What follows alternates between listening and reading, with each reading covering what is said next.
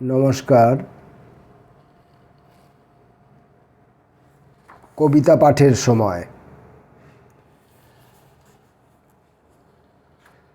আজকের কবিতা পাঠের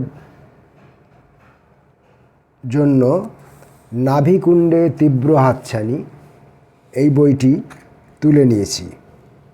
বইটির প্রকাশক সপ্তর্ষি প্রকাশন। বইটি প্রচ্ছদ করেছিলেন বিপ্লব মণ্ডল। এই বইটি প্রকাশের ব্যাপারে কবি ব্রজ সরকারের সক্রিয় ভূমিকা ছিল। নাভিকুণ্ডে তীব্র হাতছানি এই বইয়ের প্রথম কবিতা পড়ব। Engineering college. গভীর শাল জঙ্গলের ভেতর প্রচ্ছন্ন এক ইঞ্জিনিয়ারিং কলেজ। গাছের ডালে ডালে জড়িয়ে থাকা লতাগুলি মোটা হতে হতে পাইথন ঘুম। তার নিচে ফাঁকে ফাঁকে স্টাফ কোয়ার্টার্সের গায়ে সুগন্ধি সাবানের ফেনায় সূর্য ভেঙে রামধনু।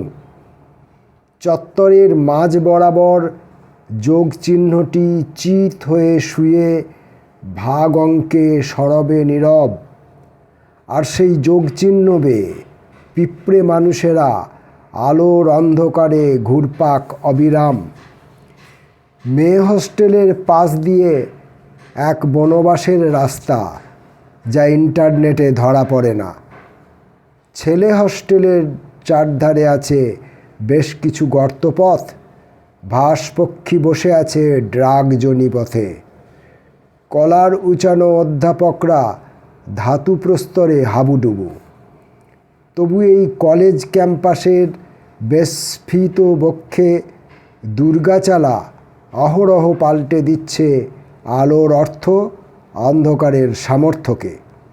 এইখানে আমগাছের নিচে এক গুমটি ডাকঘরে বসে একজন অনুজ্জ্বল কবি অহরহ মেপে চলেছেন মানুষের রক্তচাপ, শর্করা ও হিমোগ্লোবিনের দৈনন্দিন ত্রাস ব্যাকরণ।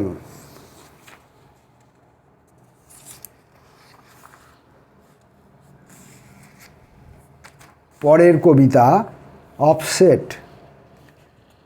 সচিনের সজোরে ড্রাইভ করা বলটি লং অনে ধাক্কা মেরে সীমানার বাইরে যাওয়া মাত্র হাজার মানুষের হাতজোড়া হয়ে ওঠে নানান রঙের মোম প্রিজম বাতি। ইডেনের সীমানা বাড়তে থাকে খেলোয়াড়ের সংখ্যা। এক এক বছরে সচিনের 10-12টা করে ছেলে হয়, আর তারা ব্যাট চালালেই বল নিরুদ্দেশ। ব্যাটসম্যানের পিছন দিক থেকে 10-12টা জয়সূর্য, আকরাম কিংবা শেন ওয়ার্ন ছুটে আসছে হাতের বল মাটিতে ড্রপ খাওয়ার সঙ্গে সঙ্গে সুগন্ধি সাবান বুদবুদিয়ে ছড়িয়ে পড়ে চতুর্দিকে।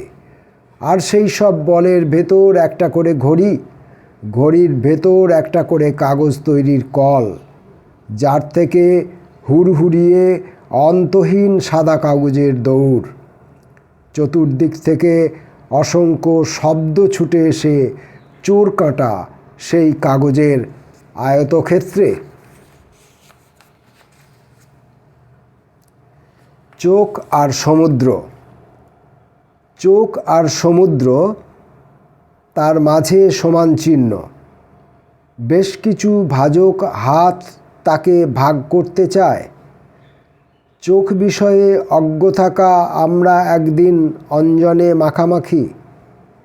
একবার ফ্রি স্টাইলে সাঁতার দিতে দিতে গভীরতম চোখ থেকে দুহাত ভর্তি রক্তপ্রবাল।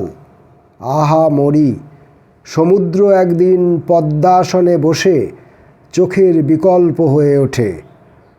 তখন উল্কায় নতুন খবর এলে কোনো দিগ্বিজয় সেরে আসা নব্য ভূমিষ্ঠরা প্রতিশ্রুতির ঝিলিক দেখায়।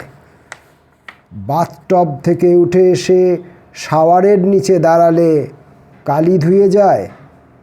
শরীর প্রবাল জুড়ে যৌবনের স্নিগ্ধ হাসাহাসি। চোখ আর সমুদ্রের মাঝখানে গুণচিহ্ন দিলে আমরা সব সহস্রলোচন।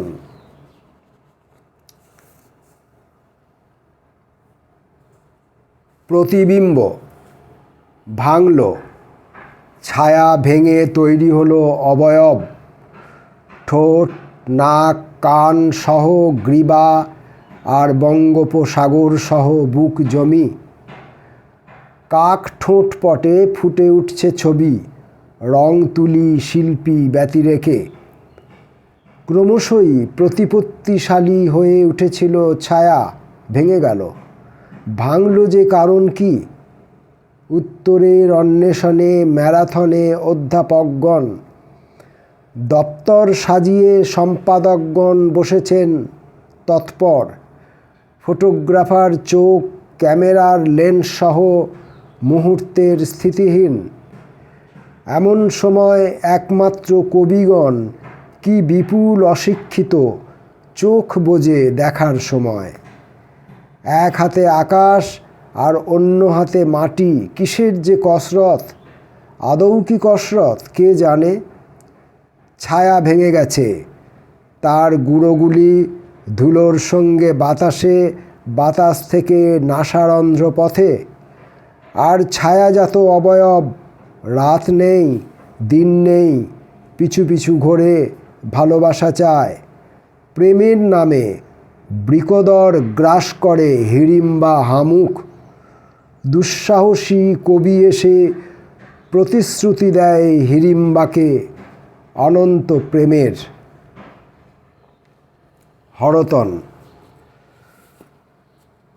তৈরি হচ্ছে যন্ত্রণার লিপি, রক্তদ্বীপ হরতনে। পেরেক পোঁতার ব্যথা মাসে ও অস্থিতে অনুভূত হচ্ছে প্রবল ঝাঁকুনিতে স্নায়ু চেতনার। জল রঙে ফুটে উঠছে স্বপ্নের প্রদোষকাল, আর বিপরীতে তেল রঙে বিপণনজাত কোলেস্টেরল মেধা। কোন দ্রাক্ষারসে এই কেলাসগুলি দ্রবীভূত হবে কবিও জানে না, অথচ কবিতা বুকে নিয়ে সারা রাত তন্ন তন্ন ঘড়ির ওভালে থেকে শেষ রাতে রক্তপাতে ভিজে যায় অনাগত দিন। শ্রমের সাগরে ডুব দিয়েছিল একদিন, সেই কান থেকে বুকে উঠে এলো যন্ত্রণার ব্যাকরণ ভাষা। তবু কেউ রক্তদ্বীপ হরতনে হাত রেখে বলেনি কখনো, এই নাও পিকদানি, যন্ত্রণার গরল লেতে ফলো।